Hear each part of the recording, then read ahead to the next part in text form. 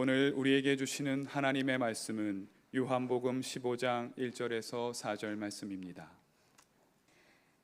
나는 참 포도나무요 내 아버지는 농부이시다.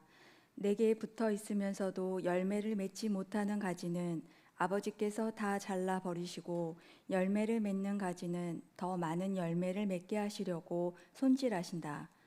너희는 내가 너희에게 말한 그 말로 말미암아 이미 깨끗하게 되었다. 내 안에 머물러 있어라. 그리하면 나도 너희 안에 머물러 있겠다. 가지가 포도나무에 붙어 있지 아니하면 스스로 열매를 맺을 수 없는 것과 같이 너희도 내 안에 머물러 있지 아니하면 열매를 맺을 수 없다.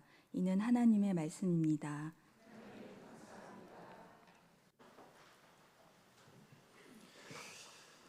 좋으신 주님께서 주시는 위로와 평안과 새롭게 하시는 은혜가 교회 여러분 모두와 함께 하시길 빕니다.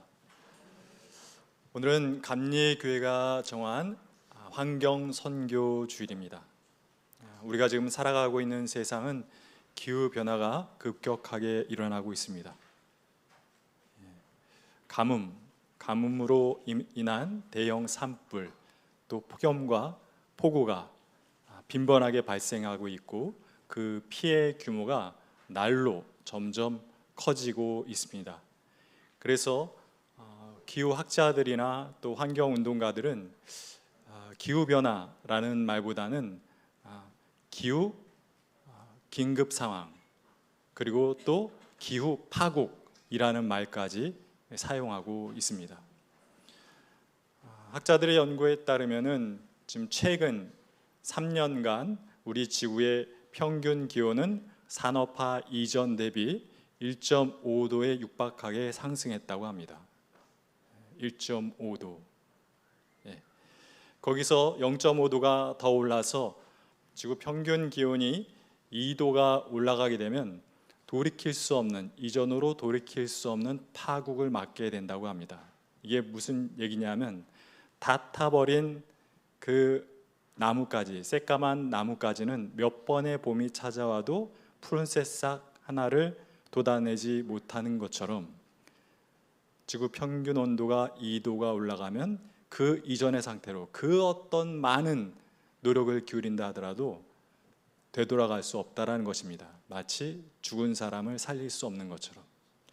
그때가 약 2050년 정도로 내다보고 있습니다. 지금 이 상승 곡선을 보았을 때 한 24년 정도 남았습니다. 작년 봄 우리는 우리나라 역사상 가장 큰 산불을 경험했습니다. 경복 산불이었죠. 내륙 지방이었던 의성에서 시작된 불꽃이 삽시간에 동쪽으로 번지더니 동해 영덕 바닷가까지 불태웠습니다. 해안가에 정박돼 있던 배까지 이 산불이 불태워버렸습니다. 엄청난 산불이었습니다. 피해 규모가 무려 10만 헥타르, 어마어마한 면적이고요. 산불이 지나간 그 곳의 길이가 50km입니다. 그로 인해서 27분이 사망하였고 이재민은 5,500명이 발생했습니다. 산불이 다 진화가 된 이후에 살던 마을로 돌아와서 본인들이 살던 집 다 타버리고 무너진 집을 바라보셨던 이재민 어르신들의 얼굴 표정을 잊을 수가 없습니다. 망연자실하고 허탈하고 암담한 그 표정. 그런데 우리가 기억해야 할 것이 있습니다. 지금 세계 곳곳에는 그러한 기후재앙으로 말미암아 그 어르신들과 같은 표정을 짓는 사람들이 헤아릴 수 없이 많다라는 것입니다. 그리고 또 하나, 우리 인류가 그 파국적 흐름을 함께 힘과 지혜를 모아 막지 못하면 그 파국은 머지않아 우리들이 맞을 파국이 되고 우리 아이들이 살아갈 시대가 된다라고 하는 것입니다. 그러한 가뭄, 대형 산불, 폭우와 폭염, 그러한 것은 엄밀한 의미로 말하자면 자연재해가 아닙니다. 더 많은 것을 소유하고 더 많은 것을 누리고자 하는 인간의 욕망이 만들어낸 인재인 것입니다. 제가 존경하는 그 환경운동가 중에 일본 교토대 공과대학 교수를 역임하셨던 스치다 다카시 선생님이 계십니다. 그분은 소위 명문대, 세계적인 명문대 공과 교수로 일하시다가 삶의 대전환을 갖게 됩니다. 환경운동에 뛰어들게 되신 거죠. 그래서 직접 벼농사도 지으시고 유기농으로 농사를 지은 것을 판매할 수 있는 생협을 조직해서 운영하셨고, 또 원자력 발전 반대 시위도 앞장서셨던 그러한 활동가이십니다. 스치다 다카시 선생님은 현대 문명의 가장 큰 문제를 대량 생산, 대량 소비로 보고 있습니다. 필요를 넘어선 탐욕, 그것이 하나님이 지으신 이 창조 세계 질서를 무너뜨리는 주범이라는 것입니다. 우리 인간의 탐욕이. 동의가 되십니까? 저는 적극 동의가 됩니다. 이 스치다 다카시 교수님이 쓰신 책이 여러 권인데 그 중에 하나가 공생 공빈이라고 하는 책이 있습니다. 근데 좀 낯설죠. 공생 공빈이라는 말이. 보통 공생 하면 그 다음에 무슨 말을 씁니까?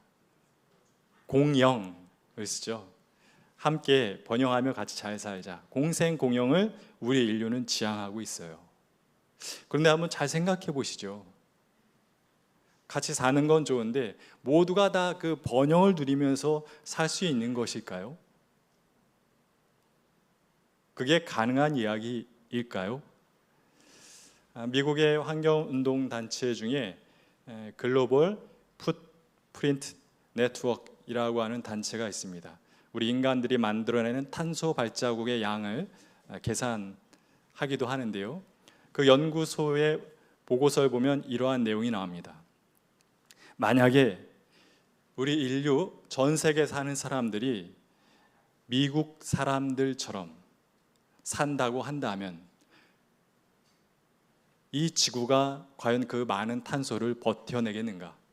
그것을 수치적으로 입력해서 계산값을 냈는데요. 결과는 놀랍습니다. 이 전 세계 사람들이 미국 사람처럼 살려면요, 지구가 5개가 필요하다고 합니다. 그러니까 공생공영이라는 말은 불가능한 말이에요. 함께 공생하려면 어떻게 살아야 되냐? 공빈. 함께 나누고 자기를 비우며 살 때 우리는 그때 공생할 수 있다는 것입니다. 자기를 비우고 나누며 살았던 분을 우리는 잘 알고 있죠. 예수 그리스도. 예수 그리스도께서는 평생 자기를 비우며 나누며 사셨던 분입니다. 예수님은 태어나자마자 어디에 누이셨죠? 구유에 누이셨어요. 바로 그 장면은 예수님의 일생 어떤 존재로 살아갈지를 나타내는 한편의 예고편이었어요. 그 구유라고 하는 것이 이 세상의 낮은 존재인 그 짐승들의 밥그릇인 것처럼 그 밥그릇에 담긴 예수님은 이 사회의 낮고 천한 이들에게 먹을 것, 육체적인 먹을 것과 영적인 먹을 것을 내어주며 사실 뿐이다 라는 것을 그 구유에 담긴 예수님, 아기 예수님의 모습이 예고했고, 예수님은 그 말씀대로 일생을 사시지 않습니까? 또 예수님은 제자들과 마지막 유월절을 지내시면서 이런 말씀을 하신 적이 있습니다. 나는 너희가 있을 곳을 마련하기 위해서 아버지의 집으로 간다. 아버지의 집에는 있을 곳이 많다. 그곳에 가서 내가 있을 곳을 예비하면 너희를 와서 다시 데려가도록 하겠다. 그런데 잘 생각해 보십시오. 예수님과 제자들의 관계는 이미 예수님께서 제자들에게 있을 곳이 되어준 관계였어요. 세상 어디에도, 그 로마나 성전체제의 중심의 사회에서 그 어디에도 마음둘 곳 없던 제자들이 예수님에게서 마음둘 곳을 찾았고, 그래서 예수님을 집 삼아서 살아갔던 것이 아닙니까? 그리고 예수님은 생애 마지막 당신을 십자가 위에 놓으셨습니다. 빌립보서 2장의 말씀처럼 그는 근본 하나님의 본체시나 하나님과 동등됨을 취할 것으로 여기지 아니하시고 오히려 자기를 비워 종의 형체를 가지사 사람들과 같이 되셨으니 사람의 모양이 되심에 죽기까지 복종하셨으니 자기를 십자가에 내어 놓으심이라. 예수님은 당신의 생명까지 우리들에게 구원을 주기 위해서 십자가 위에 내어 놓으신 분입니다. 예수님이 그러한 구유의 삶, 또한 집의 삶, 그리고 십자가의 삶을 사실 수 있었던 것은 비우셨기 때문에, 당신을 비우셨기 때문에 가능했던 일인 것입니다. 네, 여러분, 예수님의 삶을 관통하는 이 세 가지, 구유와 또 집과 십자가, 이 세 개의 공통점이 뭔지 아십니까? 비워야 가능하다라는 거 하나, 그리고 또 하나는 셋 다 나무라는 겁니다. 나무예요. 구유도 나무, 집도 나무, 십자가도 나무였어요. 예수님의 삶을 가만히 생각해 보면 예수님은 참 나무랑 상당히 닮아 있다라는 생각을 하게 됩니다. 게다가 예수님의 직업은 뭐였습니까? 목수였어요. 기가 막히죠. 나무처럼 사시고 나무를 만지시다가 결국엔 예수님께서는 요한복음 15장에서 당신 자신을 나무라고 말씀하셨어요. 나는 참 포도나무다. 그냥 예수님 당신이 나무인 거예요. 예수님은 참 포도나무. 이 구절을 어린이 찬송가는 예수님은 생명의 참 포도나무로 개사했죠. 요한복음 15장에 있는 내용을 보면 그것은 아주 15장에 충실한 번역입니다. 예수님은 이 세상에 참 생명의 포도나무로 오신 분이죠. 그래서 뒤에 긴 이야기가 계속됩니다만 그것을 요약하면 이런 내용입니다. 너희가 내 안에 거하면, 나에게 붙어 있으면 너희는 많은 생명의 열매를 맺게 될 것이다. 여기서 열매는 무엇일까요?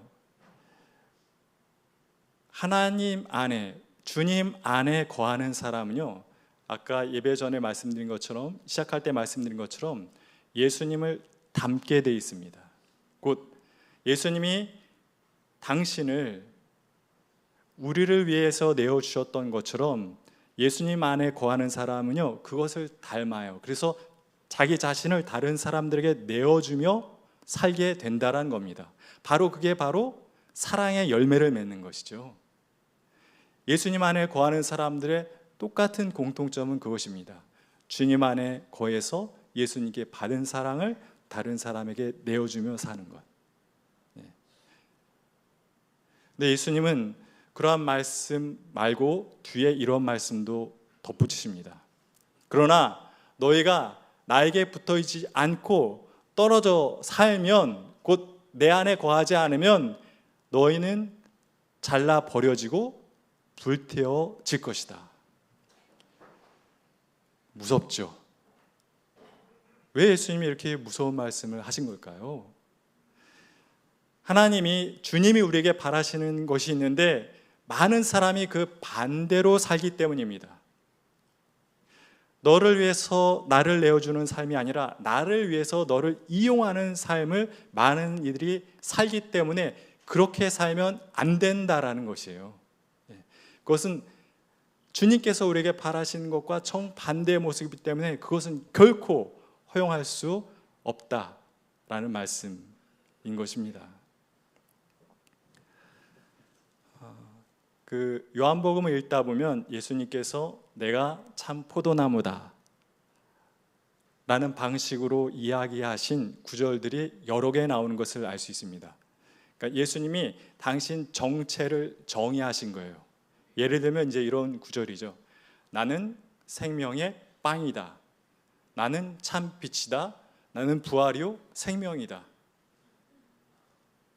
그러니까 나는 뭐뭐다라고 하는 것을 이제 헬라어로 에고 에임이라고 하는데요. 저는 요한복음에 나와 있는 이 에고 에이미 구절을 묵상할 때마다 마음이 좀 뭉클해집니다. 이 에고 에이미 구절을 묵상하는 방법을 제가 알려드릴게요. 뭐냐면 그 구절을 예수님께서 당신의 정체를 선언하신 말씀으로 읽는 게 아니라 예수님을 만났던 사람들이 그 경험에 잇대어서 예수님을 향해서 드린 고백으로 읽어야 합니다. 생각해 보세요. 나는 참 생명의 포도나무다 라는 말과 그분은 하나님께서 우리를 위해서 보내주신 참 생명의 포도나무였어. 이 두 가지 말 중에 어떤 말이 더 의미가 있는 말입니까? 전자입니까? 후자입니까? 후자죠. 내가 생명의 참 포도나무야 라는 말은 아무나 사실 다 할 수 있어요. 그러나 저분은 하나님께서 우리를 위해서 보내신 생명의 참 포도나무야 라는 말을 들을 수 있는 사람들은 거의 없습니다. 진짜 생명의 포도나무로 산 사람만이 그런 이야기를 주변 사람들에게 들을 수 있는 것이죠. 그러니까 제자들은 예수님을 통해서 하나님의 생명을 느낀 거예요. 그 유대인들은 포도주를 생명의 음료로 마시지 않습니까? 포도주가 자기의 즙을 짜서 자신들에게 생명을 준 것처럼 예수님께서 피를 흘려 자기들을 구원하셨다라고 제자들은 고백한 것이에요. 제자들이 봤을 때 예수님은 생명의 참 포도나무 그 자체였던 것입니다. 말씀을 준비하다가 자연스럽게 떠오른 동화가 있었습니다. 여러분들도 아마 어린 시절에 다 보고 읽었을 동화일 텐데요. 사과나무가 한 그루 있었습니다. 그리고 소년이 있었고 이 둘은 함께 노는 것을 즐거워했고 둘은 아주 가까운 사이가 되었습니다. 근데 소년이 청년이 되었죠. 청년이 된 소년은 사과나무에게 와서 이렇게 말합니다. 내가 돈이 필요한데 돈을 좀 줄 수 있어? 그러자 사과나무가 가지를 막 흔들면서 사과를 떨어뜨려 줍니다. 이걸 내다 팔아. 그리고 이 소년은 이제 성인이 되죠. 성인이 된 소년은 나무에게 다시 와서 그렇게 말합니다. 내가 살 집이 있으면 좋겠어. 그러자 사과나무는 자기의 큰 가지들을 덩벙덩벙 잘라서 줍니다. 이것으로 집을 지어. 그리고 중년이 된 소년은 다시 나무에게 가서 이렇게 말합니다. 난 어디론가 여행을 가고 싶어. 이곳에서 좀 떠나고 싶어. 그러자 사과나무는 자기의 몸뚱어리를 덩벙 잘라서 내어주면서 이것으로 배를 만들어 그리고 배를 타고 여행을 다녀 라고 말합니다. 세월이 또 한참 지났습니다. 노인이 된 소년이 이제 밑동만 남은 사과나무에게 와서 말합니다. 이제는 쉬고 싶어. 그러자 밑동만 남은 이 사과나무는 찌그러졌던 자기 밑동을 펴서 이렇게 말합니다. 여기 앉아 쉬어. 쉘 실버스타인의 아낌없이 주는 나무라는 동화입니다. 그런데 생각해 보십시오. 그 동화 속에 등장하는 나무만이 아낌없이 주는 나무일까요?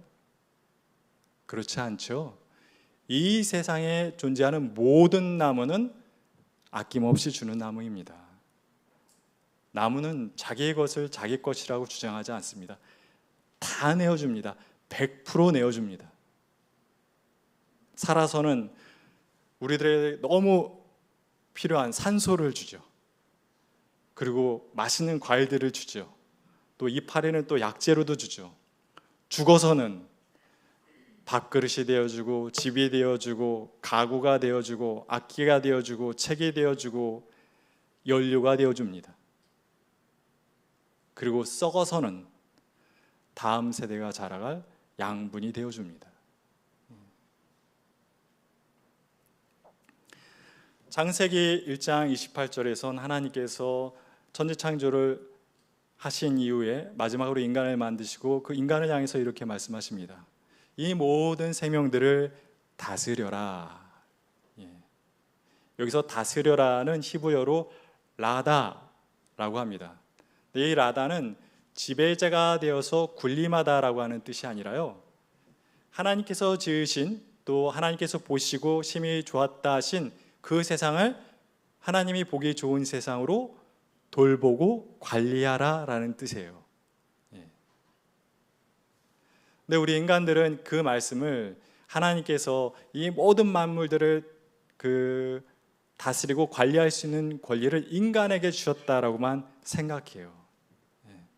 그런데 정말 하나님께서 이 모든 지구 만물에 있는 그 수많은 생명들을 돌보고 다스릴 권세를 인간에게만 주셨을까요? 생태학적으로 생각해 보면 전혀 아닙니다. 생태학적으로 한번 생각해 보죠. 이 지구에서는 인간이 없어도 지구 생태계는 돌아갑니까? 안 돌아갑니까? 잘 돌아갑니다. 오히려 인간이 없을 때 더 좋을까요? 나쁠까요? 더 좋아요. 인간은 자꾸 파괴하거든요. 하나님의 창조 질서를 자꾸 파괴하거든요.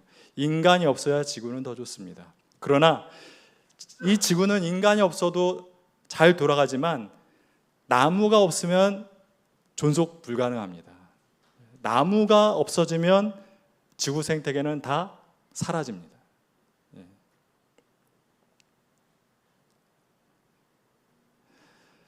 프랑스의 식물학자인 자크 탁상이라고 하는 사람이 그가 지은 책에서 이러한 말을 합니다. 의미심장한데요. 이 지구는 식물의 행성이다. 이 지구의 소유자가 인간이 아니라는 거예요. 식물과 나무가 주인이라는 거예요. 이 지구라는 행성이. 인간은 그 지구와 식물을 몹시도 괴롭히는 영장류다 라고 얘기합니다. 누가 이 말을 반박할 수 있겠습니까? 그러한 문제가 많은 인간, 곧 그렇게 보자면 우리 인간은요, 하나님께서 이 창조 세상을 지키고 보호하라고 임명하신 유일한 청지기가 아니라요, 이 창조 세상의 유일한 문제덩입니다. 그러한 문제 많은 인간에 비해서 이 나무야말로 하나님의 충직한 청지기인 것이에요. 지구에 살아가는 무생명을 다 돌보고 먹이고, 심지어 지구를 파괴하고 또 나무인 자신까지도 파괴하는 그 인간마저도 살리기 위해서 자기의 모든 것을 내어주는 하나님의 충직한 청지기가 나무인 것입니다. 그리고 우리 예수 그리스도는 바로 그 나무처럼 사셨던 겁니다. 말씀을 이렇게 준비하다 보니까요, 준비하다가 산책을 하게 되는데 나무들이 보이잖아요. 위대해 보이는 거예요. 야, 이게 그냥 가로수가 아니구나. 우리 인간하고는 비교할 수도 없는 몇 곱절로 위대한 하나님의 청지기들이구나. 막 감동하면서 가로수길을 좀 걸었습니다. 6월 17일은 세계 사막화 방지의 날입니다. 세계 곳곳이 사막화되고 있는 것에 대해 경종을 울리기 위해 만든 날이죠. 몽골도 예외가 아니라서 곳에도 사막화가 급속하게 진행 중에 있습니다. 그래서 우리 청파교회는 2009년부터 기독교 환경운동연대와 함께 몽골에다가 은총의 숲을 조성해 왔습니다. 지난 17년간 2만 5천 그루의 나무를 심었습니다. 그래서 거기 숲이 됐겠죠. 그래서 그 숲을 은총의 숲이라 이름하였습니다.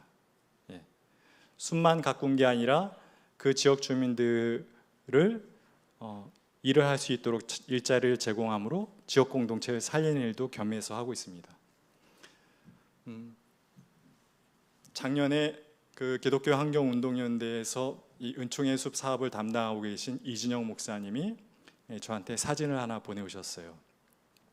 사진을 보니까 그 광활한 대지가 있고 거기에 좀 황량한데 한 부분 이렇게 숲이 이루어져 있었습니다. 좀 야트막한 언덕으로 보이는데 사진을 여러 장 보내셨거든요. 근데 그 중에 한 큰 나무 밑에 동판 있는 사진도 보내주셨어요. 그 동판엔 이렇게 새겨져 있었습니다. 청파동산. 여러분, 몽골에 우리 숲이 있어요. 청파동산 숲이 있습니다. 그러면서 이준영 목사님이 이런 글도 보내오셨습니다.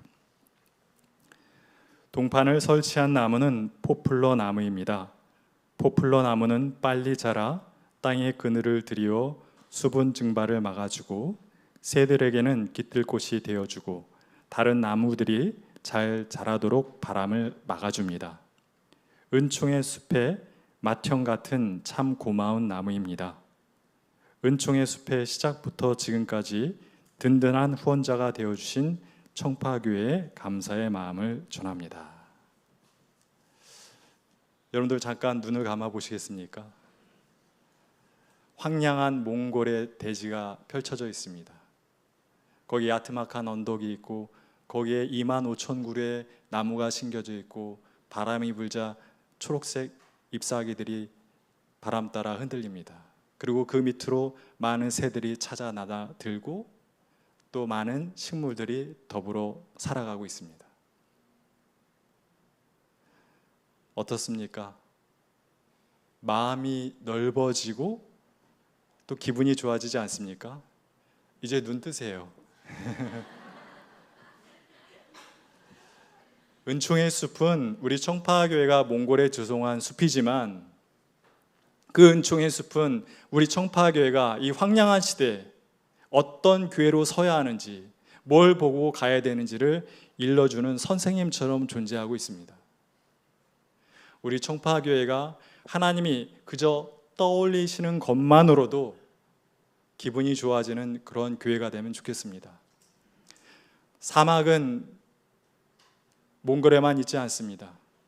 지금 너와 나 사이에 욕망과 욕망이 부딪히는 사이에 나와 너 사이에 그 뜨거운 갈등의 바람이 부는 그 사이에도 있는 것입니다. 사람들은 더 많은 것을 소유하고 더 많은 것을 누리려 할 뿐 연약한 생명들과 사회적 약자를 돌보지 않습니다. 하나님의 일꾼이 필요합니다. 충직한 일꾼이 필요합니다.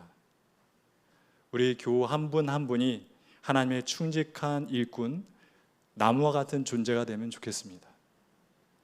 그래서 그러한 나무들이 모인 은총의 숲, 청파교회가 그런 생명과 평화의 은총의 숲이 될 수 있길 간절히 기원합니다. 주신 말씀을 기억하며 잠시 거듭의 기도를 드리겠습니다. 하나님, 우리는 뜨거운 욕망으로 말미암아 나와 너 사이가 서걱거리고 또한 갈등으로 말미암아 마음이 힘들어지는 세상을 사느라 지쳤습니다. 하나님, 그러할 때 생각나고 찾아가고 싶은 생명과 평화의 숲, 우리 청파교회가 그러한 은총의 숲이 되게 도와주시옵소서.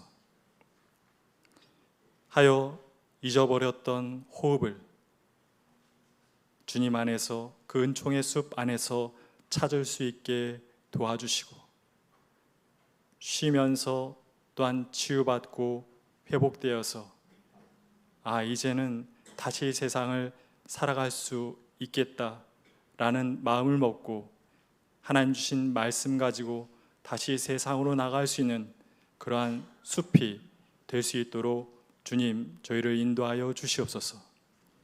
청파교회를 이룬 우리 성도 한 명 한 명이 하나님의 생명의 나무가 되게 도와주시고 주님을 중심으로 예수 그리스도를 중심으로 말씀을 중심으로 어깨를 겨누는 은총의 숲 더불어 숲이 되게 도와주시옵소서.